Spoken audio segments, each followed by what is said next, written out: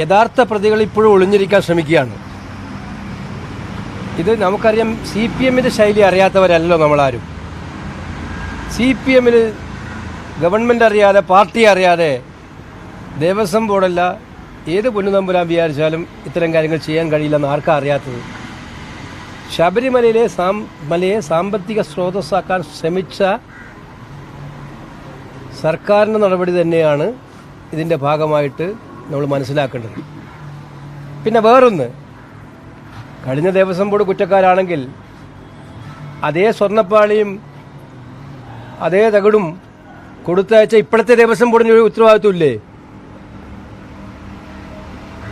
പഴയ ദേവസ്വം ബോർഡിന് ഇതെല്ലാം ബാധകമാകുമെങ്കിൽ ഇപ്പോഴത്തെ ദേവസ്വം ബോർഡിന് ഇതൊന്നും ബാധകമല്ലേ? അവർക്കും ബാധകമാണല്ലോ. പക്ഷെ അവരും കൊടുത്തു വിട്ടല്ലോ, ഇതേ പോറ്റിക്ക് അവരും കൊടുത്തു വിട്ടല്ലോ. അപ്പോൾ അവരെ വെള്ളപൂശാനുള്ള ശ്രമം, ഇതിനകത്തുള്ള രാഷ്ട്രീയ നേതൃത്വത്തെ വെള്ളപൂശാനുള്ള ശ്രമം, ഇതൊന്നും ശരിയായ രീതിയിലല്ല. അയ്യപ്പൻ്റെ മുതൽ കെട്ടവർക്ക് ആരായാലും അവരെ പൊതുജന മധ്യത്തിൽ കൊണ്ടുവരുന്നത് വരെയുള്ള പോരാട്ടവുമായി ഞങ്ങൾ മുന്നോട്ട് പോകും. അല്ല, അത് ഞാൻ പറഞ്ഞത് മനസ്സിലാക്കേണ്ടത് ഇതാണ്. അവരാദ്യം കുറേ ഉദ്യോഗസ്ഥന്മാർ, അപ്പോൾ വ്യാപകമായ ആക്ഷേപം വന്നു. ഇപ്പോൾ ബോർഡ് എന്തെന്ന് പറയുന്നു. എന്തായാലും ഇതിനകത്ത് വസ്തുനിഷ്ഠമായിട്ടൊരു അന്വേഷണം വേണമെങ്കിൽ കേരളത്തിന് പുറത്തുള്ളൊരു ഏജൻസി അന്വേഷിച്ചാലേ പറ്റുള്ളൂ. കോർട്ട് മോണിറ്ററുടെ അന്വേഷണം നടത്തിയാലേ നടക്കുള്ളൂ. ഇത് ആളുകളെ രക്ഷിക്കാൻ വേണ്ടിയിട്ടുള്ള ശ്രമമാണ് ഇപ്പോൾ നടന്നുകൊണ്ടിരിക്കുന്നത്. പക്ഷെ ഞങ്ങൾ ഇത്തരം കാര്യങ്ങളിൽ ശക്തമായിട്ടുള്ള നിലപാടുമായിട്ട് മുന്നോട്ട് പോകും. ഉറപ്പായിട്ടുണ്ടാവുന്നേ. CPM-ന്റെ ശൈലി അറിയാത്തവർ നമുക്കറിയാത്തതാണോ? CPM-ന്റെ അതും 2019 നടന്ന കാര്യമല്ലേ? 25-ലല്ലേ നമ്മൾ നിൽക്കുന്നത്? ഇത്രയും കാലമായിട്ട് പാർട്ടി ഇതൊന്നും അറിഞ്ഞിട്ടില്ല എന്ന് പറയാൻ, ഇത്രയും കാലമായിട്ട് ഗവൺമെന്റ് ഇതൊന്നും അറിഞ്ഞിട്ടില്ല പറയാൻ, മന്ത്രിമാർ ഇതൊന്നും അറിഞ്ഞിട്ടില്ല എന്ന് പറയാൻ. നമ്മൾ കണ്ടതല്ലേ മന്ത്രിക്കിടതിനകത്തുള്ള മന്ത്രിമാരായിട്ടുള്ളവരുടെയൊക്കെ ബന്ധങ്ങൾ.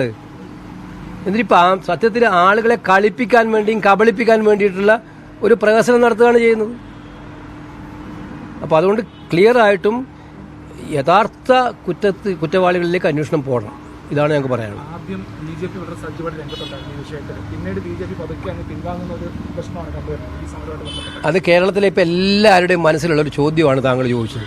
എന്തുകൊണ്ടാണ് നാഴികക്ക് 40 വട്ടം ഇത്തരം കാര്യങ്ങൾ പ്രസംഗിച്ചു നടക്കുന്ന അവർ ഈ കാര്യത്തിൽ മുന്നിൽ വരാത്തത്?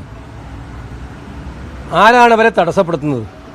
ഈ ചോദ്യം കേരളത്തിലെ പൊതുസമൂഹത്തിൻ്റെ ചോദ്യമാണ്. ആ ഉത്തരം അവർ പറയും എന്ന് ഞാൻ വിചാരിക്കുന്നുമില്ല. ഈ വിഷയത്തിലല്ലെന്ന്, കേരളത്തിലെ എല്ലാം ഇപ്പൊ കൃത്യമായിട്ട് പോവാണ്. പ്രഖ്യാപിതമല്ലാത്ത അപ്രഖ്യാപിത മുന്നണിയാണ് CPM BJP മുന്നണി കേരളത്തിൽ. അത് ദേവസ്വം പ്രശ്നത്തിലുണ്ട്, അത് ED നോട്ടീസിലുണ്ട്. കൃത്യമല്ലേ? 2023 നോട്ടീസ്. ഇപ്പോഴാണ് നമ്മൾ അറിയുന്നത് ഇങ്ങനെ ഒരു നോട്ടീസ് കൊടുത്തിട്ടുണ്ടെന്ന്. ആദ്യം സമൻസ് അയച്ചപ്പോൾ പോയില്ല, രണ്ടാമത് സമൻസ് അയച്ചോ ഇല്ല. ഇത് സാധാരണ പൗരനാണെങ്കിൽ എന്തായിരിക്കും സ്ഥിതി? മുഖ്യമന്ത്രിയുടെ മകന് ED നോട്ടീസ് അയച്ചാൽ ED എന്തുകൊണ്ടത് പൂഴ്ത്തിവെച്ചു? ഇനി ED ചെയ്യുന്നത് തെറ്റായിട്ടുള്ള കാര്യമാണെങ്കിൽ മുഖ്യമന്ത്രിയും പാർട്ടിയും എന്തുകൊണ്ട് പൂഴ്ത്തിവെച്ചു? ആരെ സംരക്ഷിക്കാനാണ്?